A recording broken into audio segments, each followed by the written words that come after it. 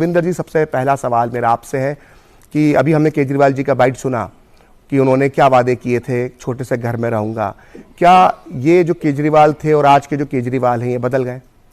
नहीं, देखिए, भारतीय जनता पार्टी के पास 10 साल के अंदर सिर्फ एक ही बाइट है। उनके सारे प्रवक्ता, सारे नेता एक ही बात करते हैं, केजरीवाल जी ने कहा था मैं बड़ा घर नहीं लूंगा, केजरीवाल जी ने कहा था मैं बड़ा घर नहीं लूंगा। लेकिन एक बात बताइए, अगर दिल्ली का मुख्यमंत्री है वो जमुना किनारे कुटिया डाल के रहेगा या मुख्यमंत्री आवास के अंदर रहेगा? 1942 का आवास है जिसकी छत गिर जाती है, जिस कमरे में उनके माता पिता रहते हैं, जिस कमरे में वो रहते हैं उसकी छत गिर जाती है, उसके बाद जहां वो लोगों से मिलते हैं उसकी छत गिर जाती है।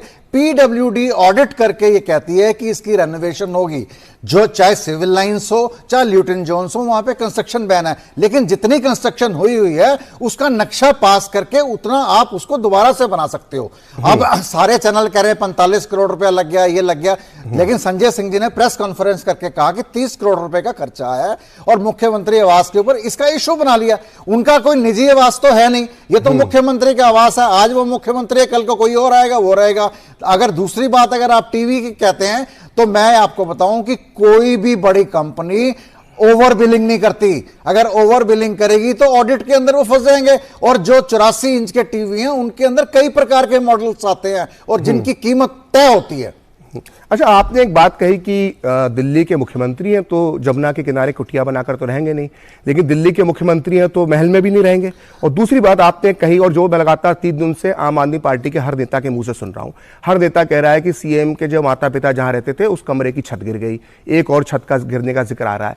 क्या आप जो सूचना क्रांति का ये जो दौर है, क्या उसमें ऐसी बात पर हम विश्वास कर सकते हैं कि सीएम हाउस में जहां उनके माता पिता रहते हो वहां उस घर की छत गिर जाती हो और ये खबर मीडिया में ना आती हो? इस तरह की मनगढ़ंत बातें आप जब करते हैं ना तो इसकी पोल तत्काल ही खुल जाती है। सर, 80 साल पुरानी कंस्ट्रक्शन है, मैं आपसे मतलब है पूरा लेंटर नहीं गिरता, पूरा लेंटर नहीं गिरता, कुछ हिस्सा गिर जाता है। जरा से सचिवालय में, किसी भी मुख्यमंत्री भवन में या सरकारों के सचिवालय होते राज्य सरकार को, उसमें छोटी सी आग लगती है या छोटा सा कोई हादसा होता है तो उसकी मीडिया रिपोर्टिंग होती है।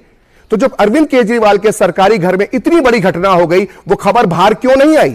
नहीं, देखिए, अब मैं आपको बताता हूं, जब कंस्ट्रक्शन पुरानी होती है ना, लेंटर पूरा नहीं गिरता, उसके सीमेंट का हिस्सा गिर जाता है, कभी कहीं से कभी कहीं से। इसका मतलब कि वो लेंटर कमजोर हो गया, कभी भी उसमें बड़ा हादसा हो सकता है।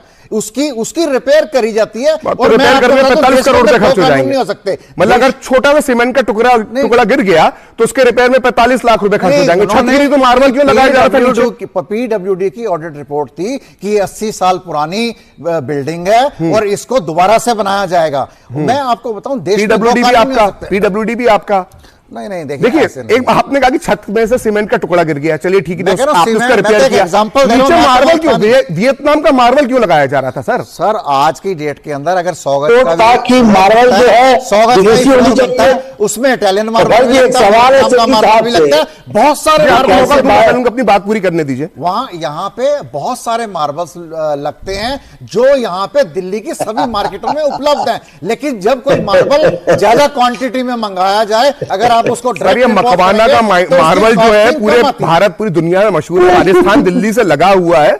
इस तरह की आप तर्क दे रहे हैं, तर्क हजम होने वाले तर्क नहीं है सर। खैर, ऋषि रंजन जी आप कुछ बोल रहे थे, आप बताइए।